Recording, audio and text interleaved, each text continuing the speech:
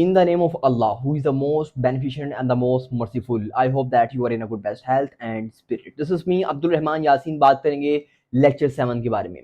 Lecture 7 law admission test preparation. ये जो series चल रही थी उस सीरीज के साथ आपके साथ में फिर हाजिर हूँ.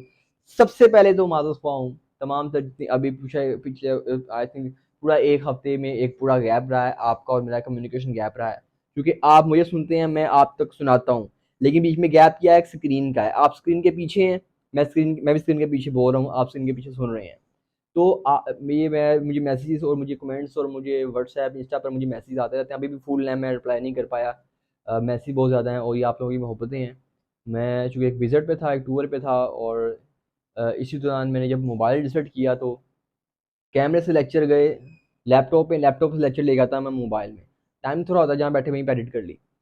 तो वो जब रीसेट किया तो वो मुझसे बैकअप नहीं लगा. ड्यू टू डैट सारे जो लेक्चर्स थे, सारे लेक्चर्स वो गए. अब गए तो गए, अब दोबारा से रिकॉर्ड कर रहा हूँ इसलिए टाइम लग रहा है. मैं इसके लिए सब तलबा से माज़रत हुआ हूँ जो मुझे सुनते हैं, जो मुझे कॉन्टीन्यूसली सुनते हैं. ये आपकी मोहब्बतों का शुक्रिया. वापस आते हैं लेक्चर 7. लेक्चर 8, अभी जो लेक्चर 6 था ना वो प्रेपोजिशंस के बारे में था. प्रेपोजिशन अभी ताज़ा पढ़ के आए होंगे, एक बार फिर जाएं. Lecture 1 law admission preparation, lecture 1 by Abdul Rahman Yasin, lecture 2 by Abdul Rahman Yasin. एक बार सारे लेक्चर 1 लेक्चर 2 लेक्चर 6 तक सुनते हैं. राइट, वो सुने में ये क्योंकि गैप काफ़ी आ गया, भूल चुके होंगे. लेक्चर 6 तक सुने. प्रेपोजिशन हम करते आए थे. अब लेक्चर 7 में प्रेपोजिशन नहीं मैं करवा रहा, लेक्चर 8 में मैं फिर प्रेपोजिशन लेकर आऊँगा. ठीक है, अब वो कुछ वजूहात हैं, इसी वजह से ना कुछ सारा सेटअप पूरा नए से बना रहा हूँ, वो ना थोड़ा काम लंबा हो जाएगा. तो ना अभी मैं लेक्चर 7 आपको दे रहा हूँ. लेक्चर 7 किसके बारे में बता रहा हूँ? या लेक्चर 7 होगा ये अपना इस्लामियात के बारे में. इस्लामियात के पोर्शन अब देखें.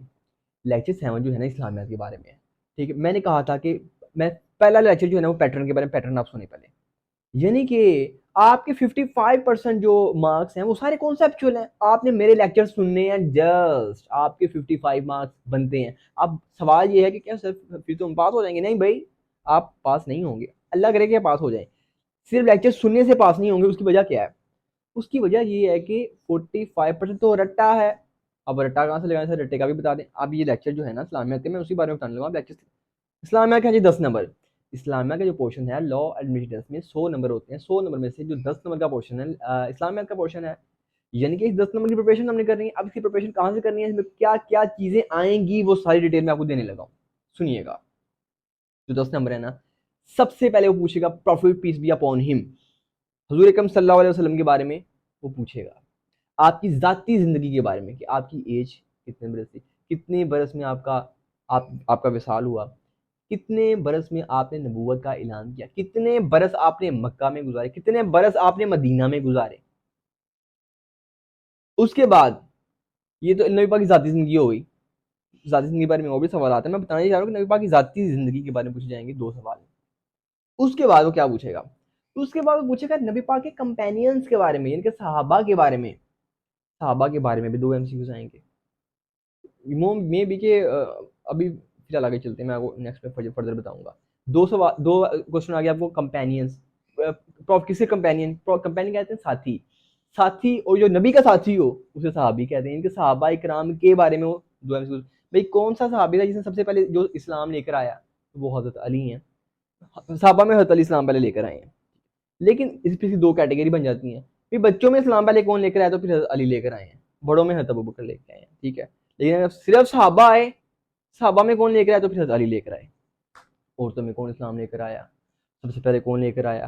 कौन था जिसने सबसे पहले इस्लाम के नाम पर जो एक वुमेन थी, जो एक औरत थी जो शहीद हुई इस्लाम, जो कौन सी सहाबिया थी वो जो शहीद हुई? यानी कि नबी पाक ऑब्वियसली जो सहाबा थे, सहाबियात भी थे. कुछ सहाबियात जो फीमेल थी ना उस वक्त दौर में, उनके वो भी नबी पाक के सहाबिया कहलाएंगी. ठीक है, सहाबा के बारे में 2 एमसीक्यूज पूछेगा वो.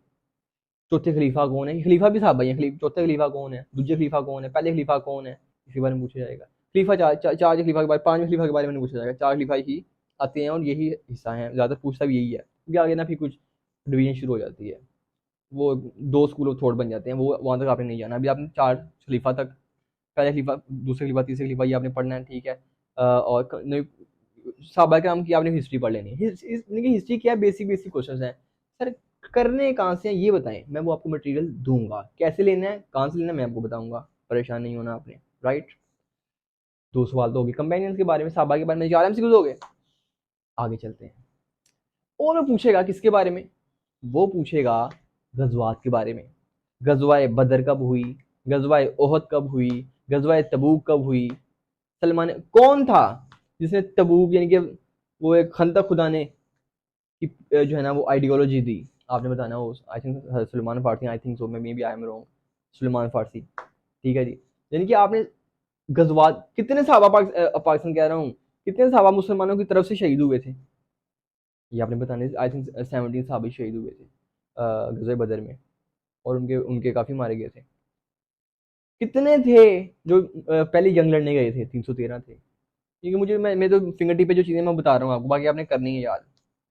इनकी मैं आइडिया दे रहा हूँ आपको, आइडिया या तो आपने करना है, कहाँ से करना है मैं बता दूंगा आपको कहाँ से करना है, राइट। मैं भी आपको आइडिया दे रहा हूँ, आपकी पूरी ना माइंड सेट बना रहा हूँ कि ये चीज़ें आनी हैं, ये चीज़ें करनी है, पता ना हुआ आप एक ट्रैक पे लगे रहो, पता लगे 8 ट्रैक बाकी थे, 9 ट्रैक उन पे भी चलना था, तो मैं आपको ट्रैक दे रहा हूँ, ठीक है। 2 नंबर नबी पाक की ज़ाती ज़िंदगी के बारे में, 2 नंबर कंपेनियंस के बारे में, सहाबा के बारे में, 2 नंबर गज़वात के बारे में, गज़वा बदर, गज़वा तबूक, ठीक है, कौन सी जंग में नबी पाक के दांत मुबारक शहीद हुए थे, ये चीज़ें पूछी जाएंगी। अच्छा, मिथोलॉजीज क्या छोड़े, मिथोलॉजी को क्या डिस्कस करना, मिथोलॉजीज आएंगी नहीं, राइट हो गया। 2 MCQs आपने पढ़ लेने हैं कि इसके बारे में जी, कंपेनियंस के बारे में, 2 प्रॉफिट सल्लल्लाहु अलैहि वसल्लम के ज़ाती ज़िंदगी के बारे में, और 2 गज़वात के बारे में। पीछे MCQs हो गए हमारे, राइट। अब आते हैं आगे।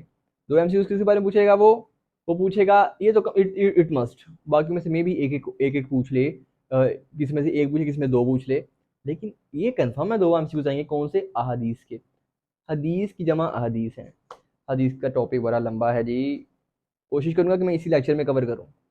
अभी बोल रहा हूँ, देखता हूँ कि वीडियो लंबी तो नहीं हो जाएगी, अगर लंबी होगी तो फिर हम इसको लेक्चर 8 में लेकर जाएंगे, और फिर मे भी प्रेपोजिशन लेक्चर 9 में चले जाए, जो बकिया प्रेपोजिशन जो बच गई है, मैं उसके लिए आपको बता देता हूँ सिस्टम क्या है, सिस्टम मामला माजरा क्या है। अभी मैं वहाँ अहादीस के बारे में, अहादीस क्या है, अहादीस की नबी पाक जो फरमा देना, अभी लेक्चर, अभी ये कॉन्सेप्ट शुरू हो गया है इस्लाम में। आज में जो ये कॉन्सेप्ट है, ये कॉन्सेप्ट है, ये सिर्फ सुनोगे तो आपको याद हो जाएगा। हदीस क्या है, हम समझते हैं कि शायद हम कहते हैं यार यह काम ना करो, भाई नबी पाक की हदीस है, ये काम नहीं करना, ये काम किया करो, नबी पाक की हदीस है, हम सुन। ये कि हमारा एक माइंडसेट क्या है कि जो नबी पाक फरमा रहे हैं, जो नबी पाक बयान कर रहे हैं, वो हदीस है, नबी पाक बयान कर दें वो हदीस है। अच्छा, कुछ को नहीं पता होगा, कुछ को मुझसे ज्यादा पता होगा, अब मैं बताने लगा हूँ वो क्या। हदीस की इकसाम है जी 3, देयर आर 3 टाइप ऑफ हदीस। द वेरी फर्स्ट इज हदीस कौली, हदीस फेली, हदीस तकरीरी। कौली क्या है, फेली क्या है, तकरीरी क्या है, तो बात कर लेते हैं इसके ऊपर।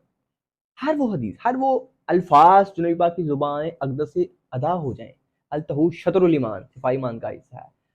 और उसके बाद मन कुंतु मौलाहु फहज़ा वली उलमा, ये हदीस भी आज ही नबी पाक ने फरमाई थी, जिसमें वीडियो बना रहा हूँ, मे भी वीडियो कल परसों अपलोड हो जाए।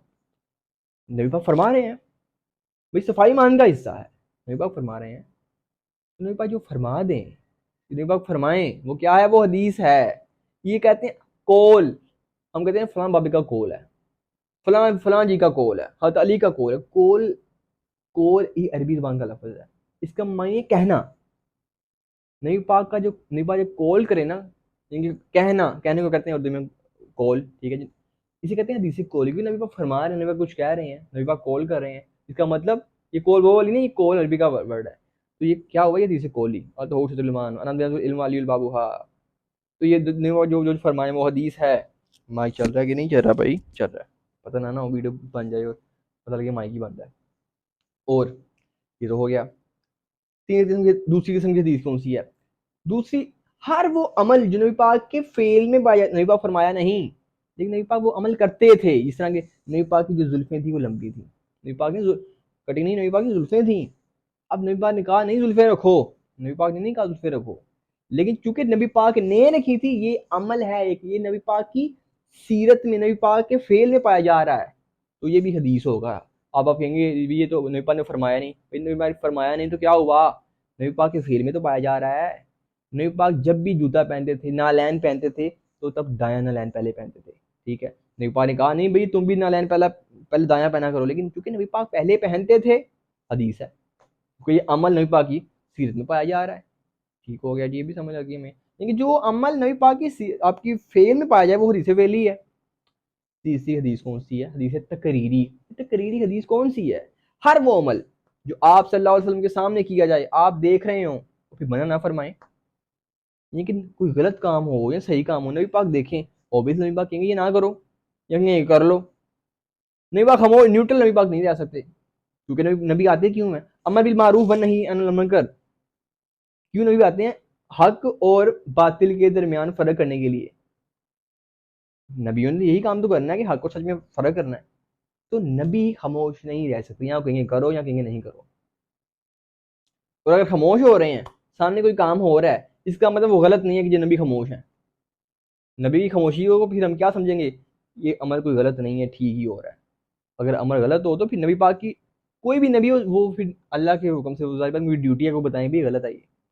तो ऐसा अमल जो आप सल्लल्लाहु अलैहि वसल्लम के सामने किया जाए, आप उसको देख रहे हो और आप मना ना फरमाया हो आपने, जिस तरह के, अब हमें नहीं क्रिकेट के बारे में पता, हमें किसी वो कौन सी क्रिकेट, कौन सी खेल हलाल है, कौन सा हराम है, वल्लाह हमें तो इसका मालूम नहीं। लेकिन घुड़सवारी नबी पाक के सामने हुई है भाई, नबी पाक ने देखा है, मना भी नहीं फरमाया। इसका मतलब नबी पाक खामोश रहे हैं, इसका मतलब ये गलत नहीं है हदीस। ओके जी। स्विमिंग, स्विमिंग जो थी नबी पाक के सामने वो भी की गई, नबी पाक ने देखा, मना नहीं फरमाया, हदीस। स्विमिंग कर सकते हैं, बिल्कुल कर सकते हैं जी। कैसे जी? हदीस है जी। कौन सी थी हदीस है? तकरीरी है। नबी पाक के सामने स्विमिंग की गई, तैरना किया गया और नबी पाक ने मना नहीं फरमाया। तो ये तीन किस्म की हर वो हदीस जो आप सल्लम फरमाएं, हदीस कौली, आप सल्लम के अमल में पाया जाए, फेली। आप सल्लम के सामने वो अमल हो रहा, आप मना ना फरमाएं, हदीस तकरीरी, साइलेंट अप्रूवल कि ठीक है, ओके। ये पूछेगा वो, व्हाट इज हदीस तकरीरी, व्हाट इज हदीस कौली, यहाँ ऊपर स्टेटमेंट लिखेगा, नीचे कहेगा बताओ ये कौली है, फेलियर तकरीरी है। इससे इस किस्म के एमसीक्यू देगा। आई थिंक वीडियो लंबी हो रही है, बट खैर सुनो, सुनो, ठीक है। ये भी हमने समझ लिया, तीन किस्म की हदीसें होती हैं। एक और आप समझिएगा, वो एक और आपने क्या समझना चीज़, वो ये है, अब हदीस तो हमने समझ ली है, तीन किस्म की हदीसें। इसके आगे चलें सर, आगे हमें कुछ बताएं चीज़ें आएंगी, वो मैं बताता हूँ आपको। आई थिंक वो वीडियो लंबी हो रही है, नई वीडियो क्रिएट करनी बनती है। हदीस के टॉपिक से ही शुरू करेंगे, बल्कि मैं आपको पहले पैटर्न बता दूं। ये जो हदीस का टॉपिक बड़ा लंबा है, वो नेक्स्ट वीडियो में कवर करते हैं। 2 नंबर हदीसों के बारे में, 8 नंबर हो गए, ठीक है जी। उसके बाद दो दो एमसीक्यूज आने हैं जी आपको, मक्का का सफर और मदीना का सफर विद सफर ताइफ। ठीक है, ये जो सफर है ना, जितने भी सफर आपने किया, ताइफ का सफर किया, हिजरत की, हिजरत से इनके हिजरत के वक्त आपके बिस्तर पे कौन जो है ना वो कौन सोया था जब आप हिजरत कर चुके थे, और यानी कि सारा जो है ना वो मक्का का सफर, मदीना का सफर, ये सारा पूछा जाएगा। इनमें कोई भी 2 एमसीक्यूज, 10 एमसीक्यूज बन गए आपके, ठीक है। ये 10 एमसीक्यूज इस्लाम में का ये सारा पोर्शन है, इस्लाम में का सारा पैटर्न है।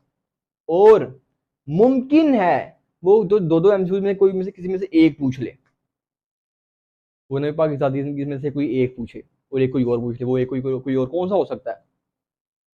वो हो सकता है लाइक, यानी कि कुरान के बारे में, और वो पूछेगा कुरान के बारे में, वो पूछेगा बेसिक नॉलेज ऑफ कुरान। मुमकिन है कि 2 नंबर ही कुरान की आए, बाकी में से वो एक एक डिटेक्ट कर दे, 2 नंबर कुरान से पूछ ले। वो कौन सी सूरा है जो बगैर बिस्मिल्लाह स्टार्ट होती है? कुरान में कितनी सूरा है, पूछ सकता है। कितनी दफा बिस्मिल्लाह का जिक्र कुरान में किया गया है? कुरान की कितनी आयात हैं? कुरान के कितने रुकू हैं, कितने सुजूद हैं, कितने सब, कितने पारे हैं, कितनी सूरतें हैं? कुरान कितने अरसे में नाजिल हुआ? आसमानी किताबें कितनी हैं? कौन सी किताब किस पर नाजिल हुई? पूछ सकता है। 2 एमसीक्यू बन गए ना ये वाले, तो इस तरह 12 बन जाते हैं। नहीं नहीं, 12 नहीं होंगे, 10 ही होंगे। वो किसी में से एक आधे डिडक्ट करके इस तरह वो 10 करेगा। ये एक पैटर्न है। हदीस का जो पोर्शन है ना, वो लंबा है थोड़ा सा, ठीक है। वो इंशाल्लाह लेक्चर नेक्स्ट में मिलते हैं। अब तक अब्दुल रहमान को दीजिए इजाजत। मालिना, थैंक यू।